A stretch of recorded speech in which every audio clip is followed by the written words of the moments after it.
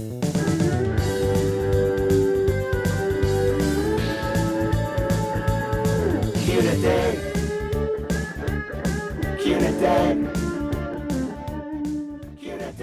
Well, hello, Quenelle, and welcome to Qtoday. I'm Allison Duddy. And I'm Nate Bello, and this is our show for June the 14th, our last show of the season. Aw, it'd be kind of sad to have it done for the summer. Yes, but we're going to have a nice summer, though. That's true.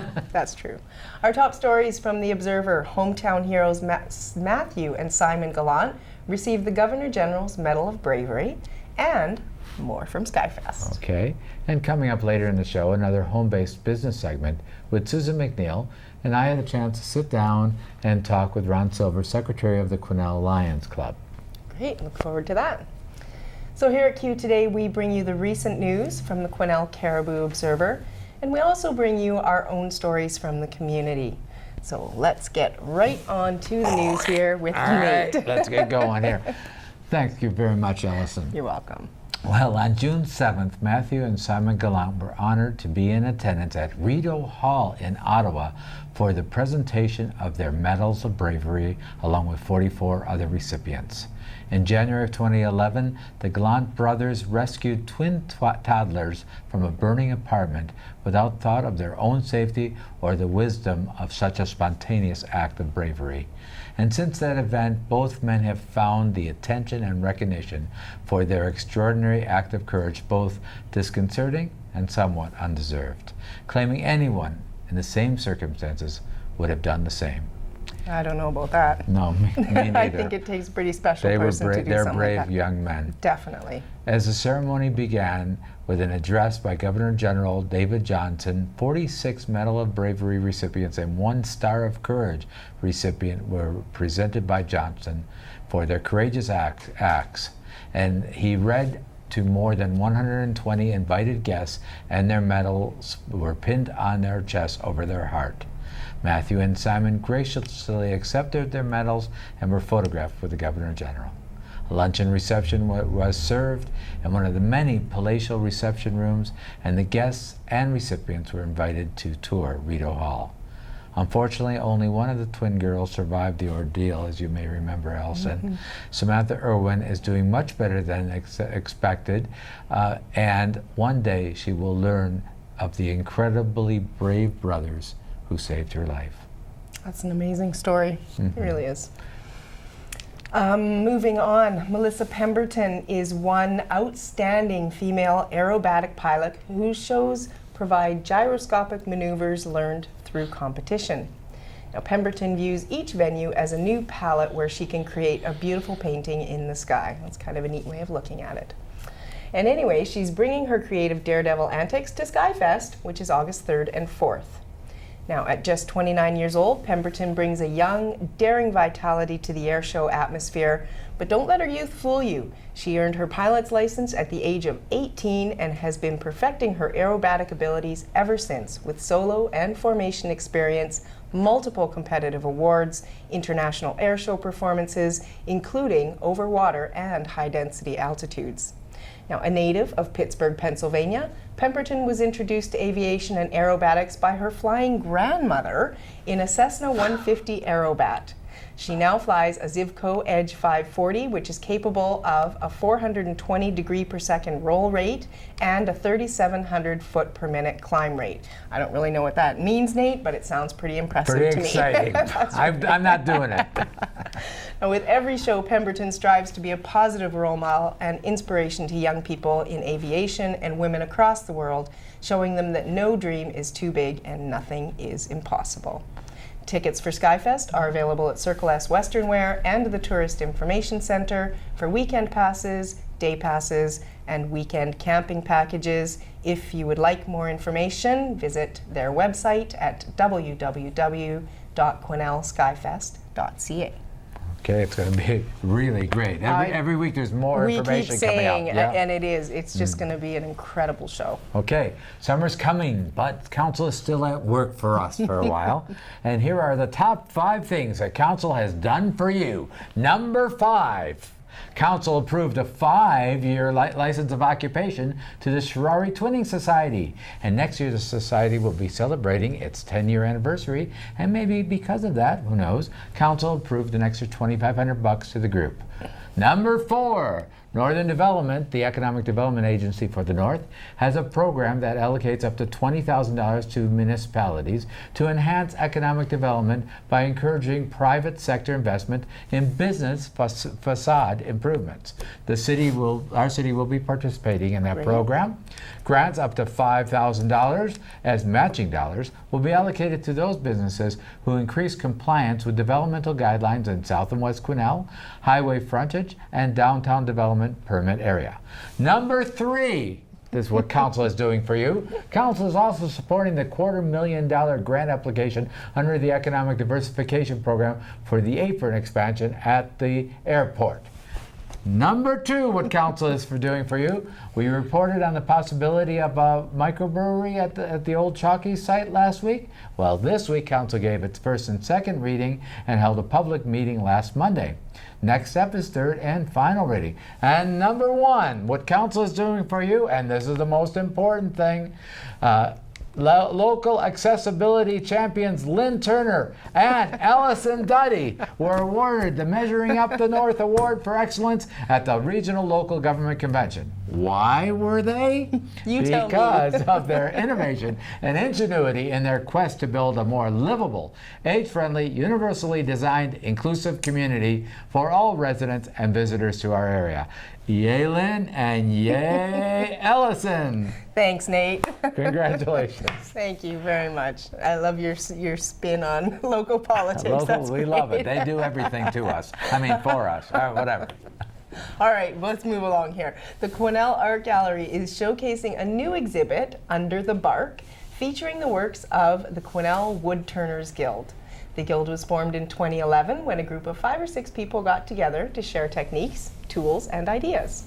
Now, the exhibit is at the Arts and Rec Center at 500 North Star Road until the end of June, and the gallery is open Tuesday to Saturday from 10 a.m. to 4 p.m., so be sure and check that one out. Okay, yeah. Now, there's a new hand on the tiller at the Quenelle District Hospice Palliative Care Association. Bob Sammons assumed the role of president in December of last year and will be in that position for a minimum of 2 years. Sammons said, "I see my role as overseeing the activities of the 12-member board of directors." He was asked to join the board 2 years ago after losing a couple of close friends who had greatly benefited from the hospice palliative care program. Now that he is retired, he felt that he had the time, the opportunity was there, and he felt that this was one way he could contribute to the community. Salmon stated, "There's a lot of people who benefit from the program," adding that he sees the organization's job as making sure people know what's available in the way of support to both those diagnosed with a life-threatening illness and their families.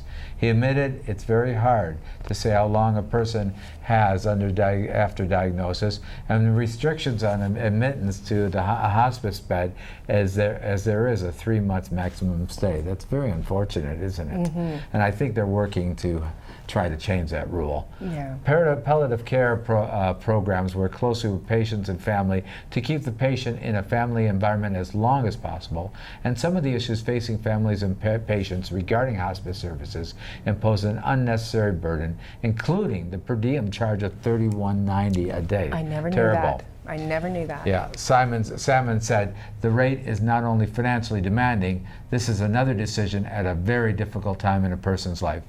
Salmons also referred to the recently released government document, End of Care Action Plan, saying, "It's an excellent first step that allows palliative care advocates to partner in discussions around this vital issue, which affects everyone." And it does, doesn't it? It does, yep, sooner or later. That's right. Well, moving on to sports now. Students from all over BC and a few from Alberta converged on Quenelle last weekend for the BC High School Rodeo Finals. With 10 different categories featuring a new go-around each of the 3 days for riders, from cutting to bull riding, the event offered up an array for both fans and competitors. Now, despite the weather, the event went off well, according to Darla Cork, who was one of the organizers. 5 local riders finished in the top tier of their events during the weekend. Lane Cork took first in the Quenelle-dominated bull riding event, with Levi Lawler coming in second and Dustin Spears rounding out the all-Quenelle podium. Spears also took first in team roping with teammate Ricky Warren riding out of Hudson's Hope. Rochelle Hancock took third in breakaway roping with a solid performance. Now, the event ended with a grad dinner to celebrate the riders that will be graduating from high school and the BC High School Rodeo. Some of the students moving on from the rodeo received scholarships, including locals Lane Cork, Brooke Wills, Levi Lawler, and Rochelle Hancock. So congratulations to everyone who participated. And next up, we have Susan McNeil with her final installment of her home-based business segment. Her guest is Amanda Sutton of Alluring Photography. Let's take a look. Welcome, Quenelle. It's Susan McNeil here once again with the home-based business segment. And today I'm happy to introduce Amanda Sutton, and she's from Alluring Photography. Amanda, welcome. Thank you. Well, I'm so glad that you were able to come in today. I've been trying to get home-based businesses profiled on our show, and glad you're here. So tell us a little bit about yourself, how long you've been in Quenelle.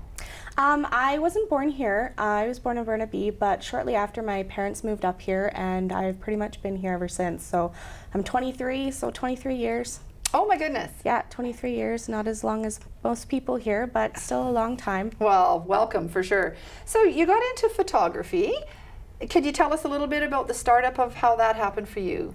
Well, I was pregnant and I wanted to have pictures of my pregnancy and my baby, and I was very excited to have those memories because a lot of people don't get those memories. And initially I had gone to have some pictures taken, and the experience wasn't as good as it should have been, or that I thought it should have been, and I didn't want anybody to experience that. So I decided that I was going to provide a good service and I was going to do a good job and give people what they need, and that's pretty much how I got started. Fabulous. Well, that's wonderful. Looking at some of your pictures that you've brought here today, they're very, very good. Thank you. I noticed that with pregnancies, women nowadays are having photos done right from like 3 months along all the way through. And yeah, the progressive. Portraits. Yeah. Portraits, and that's something that I never did and was not available for me when I was carrying my children, which was a long time ago.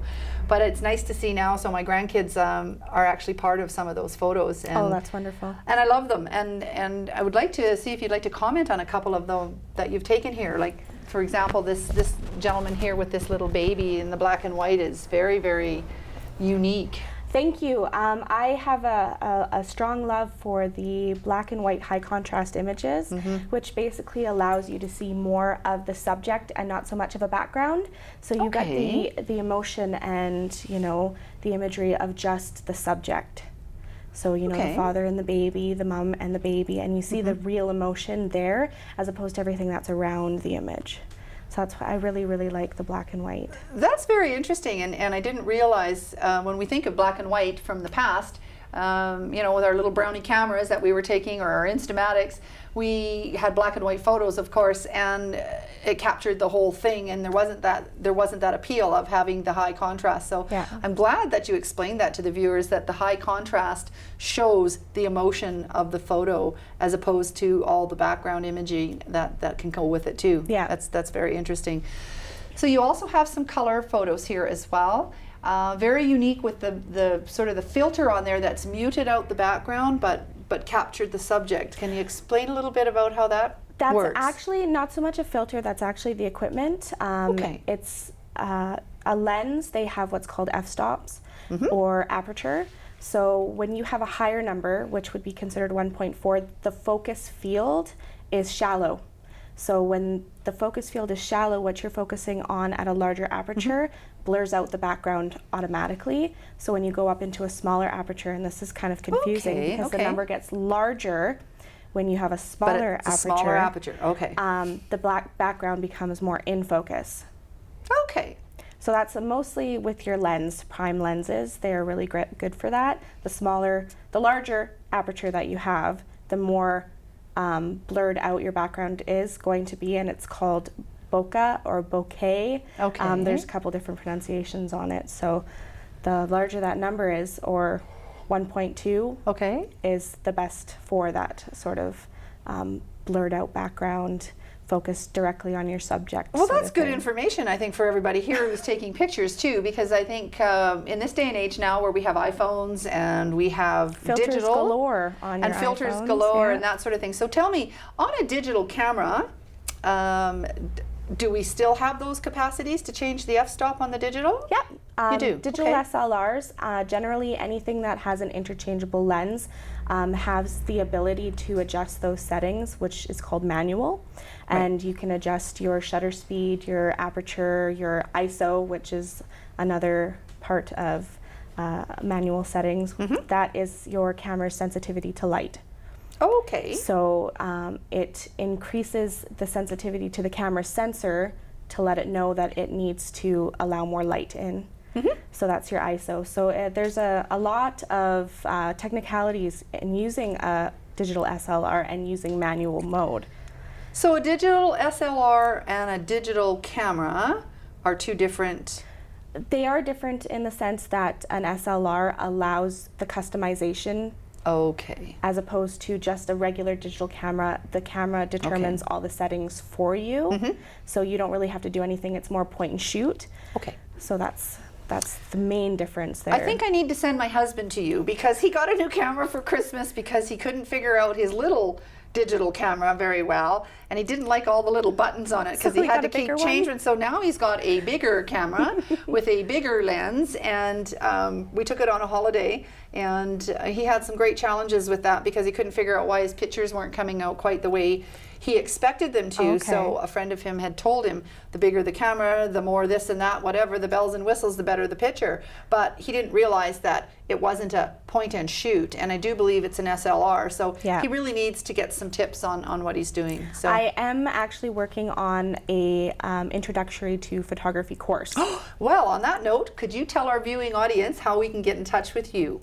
You can give me a call at 778-414-7719, or you can shoot me an email at alluringphotography@live.ca, and that's all one word, lowercase, alluringphotography@live.ca. Wonderful. Now, are you also on Facebook? I am on Facebook Okay. as well, and that's easy. It's just facebook.com/alluringphotography. Okay. I do have a website as well, Great, Amanda, tell us. and that's www.alluringphotography.ca. Perfect. Too many end addresses to remember, so. Well, thank you so much for coming, and thank you for all the tips. And now that you're telling me that you got a little program going, I think I'll probably hook my husband up with you because I don't have the patience to teach him. Sounds good. Thanks for coming, Amanda. Thank you so much. So Nate, I understand you also had a conversation with Ron Silver. That's right, Allison. We wanted to thank the Quenelle Lions for their sponsorship this year, and also we wanted to catch up on their activities, including their housing project. So let's take a listen. Thanks. Okay, I'm here with Ron Silver. Hi, Ron. Good morning, Nate. Ron, and you're secretary for the Quenelle Lions Club, That's right. also known as Mr. Lions around town. Well, I've been a lion for quite a number of years. 60 years, I think. Well, it's closer to 50. Well, what's a decade, Yeah. eh? When Doesn't you're having fun. That's right. We asked you to come in because this is our last show of the season before we take a summer break. And we want to just say thank you very much if you could convey to your fellow Lions how much we appreciated the sponsorship. We've been glad to be a sponsor. Great. Well, great. It's been wonderful. It's helped us with a few pieces of equipment and this and that, so it really has come in handy. Thank you very much. You're quite welcome. And also, we also want to talk about this past year with Lions since September. A lot has happened. So I thought we could go through some of the things that have happened. And let's start off with a major activity that you have, a really great project, and then we'll get into some of the other things. First thing is your housing project. Could you tell us give us a little bit of the background and then tell us where you're at right now? Well, we did a survey of community needs going back about a year now, and One of the major needs that came out of that was the criminal activity. However, we didn't think that we were in any position to do anything about that. You weren't going to strap on your holsters? And, no. Okay.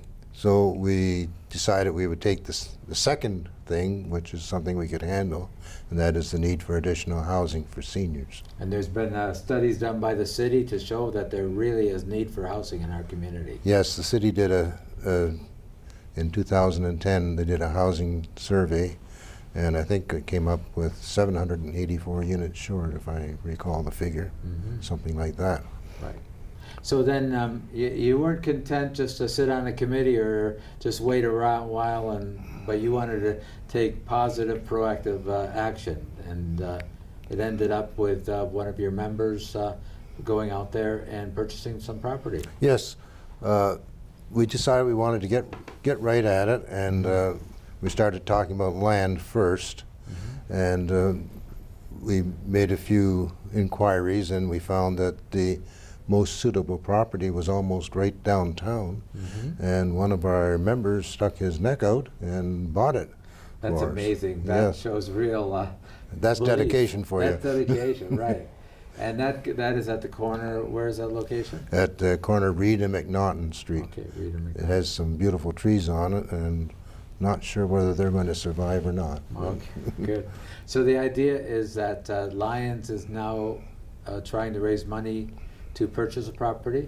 Yes, the property has to be paid for. We want to have it clear title, of course, before we get into mortgages and grants and that sort of a thing. So at this time, our fundraising efforts towards the society are centered around paying for the land. Right, and so it's going to take a little while to pay for the land, I guess, or a year, 2 years, 10 years?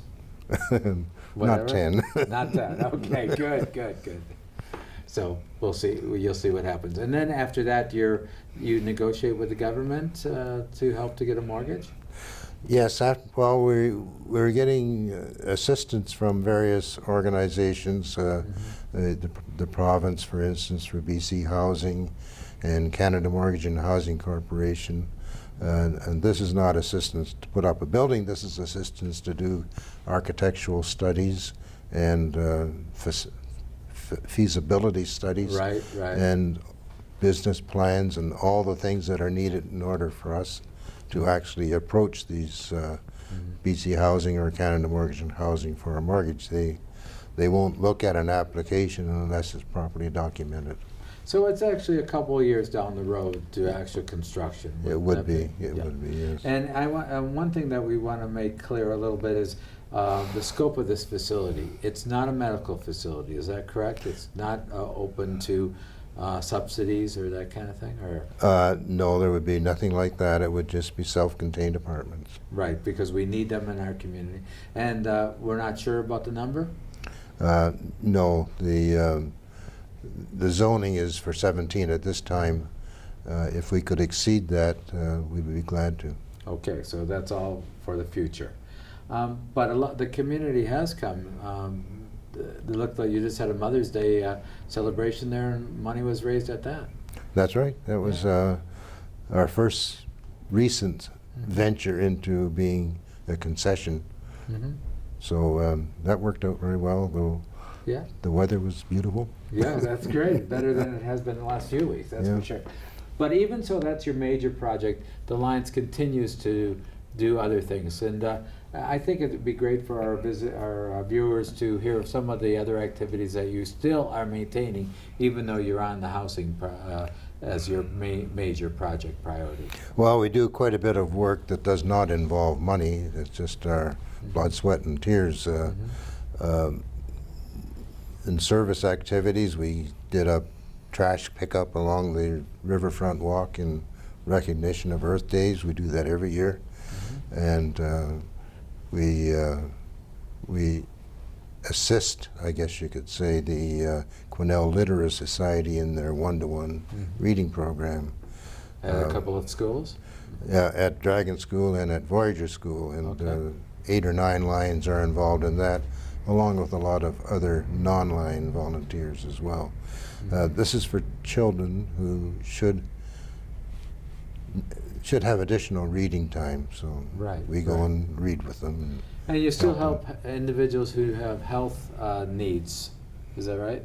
Yes, that comes along. I just had a phone call this morning about one, and we refer it to a committee that we have for that. And they help them. Are there any other activities you want to remind people about?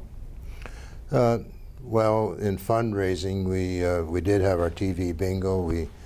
That was not Right. producing the results commensurate with the amount of time that was going into it, so we gave up that license, and as a result, we formed a new committee to review all of our fundraising activities. And one new one that we just started about a week ago is a discount golf card. Okay.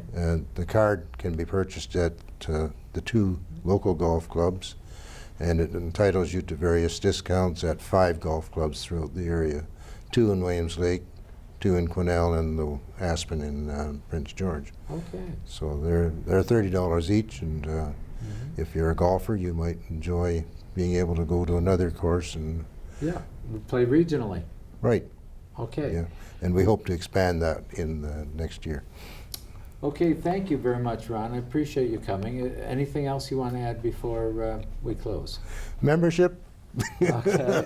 Yeah. always the tune. That's right. Yeah. We have 41 dedicated members right now, and we can always use more because we are becoming very, very active. Very active club, the Lions Club. Yeah. So thank you very much for coming, Ron. Thank you. Thank you. Again, thank you for the sponsorship for this year. You're welcome. Dave Sutton was at the BC Rodeo High School event, and he took some fantastic photos. Let's take a look at Sutton Shutters.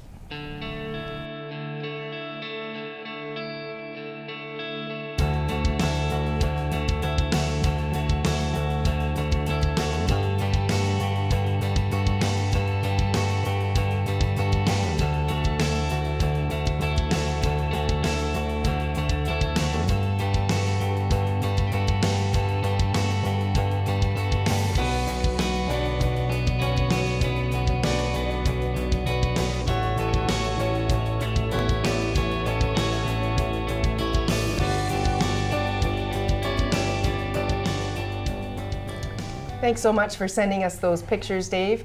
Now it's time to check out what's happening locally, with our community calendar. Okay. Little frog in my throat.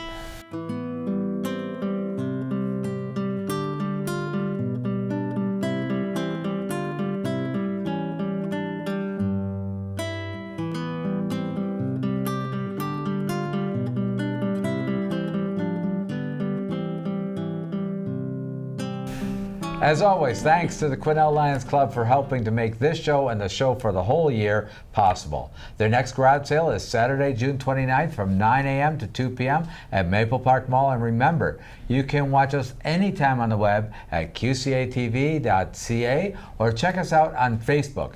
Big Q. Big T, all one word. Thought we were going to do it together. Okay, let's do it together. It's all good. Big Q, Big T, all one word. All right, well, that is it for this show. We want to hear from you with your And then story some. and your comments on our show. Whatever you think is important, we think is important. So email us at qtoday@shaw.ca with your story, or ask us to cover a story you know the community would just love to hear more about. Our next show is in the fall, but don't forget Susan McNeil's show this summer. She will be doing our summer replacement show, Wise Wellness Tips, sponsored by Costco, the Council of Senior Citizens Organization of BC. She'll feature tips on how you can optimize your health. Sounds great. Remember, Qtoday is about Quenelle talking to Quenelle. Have a great summer. bye.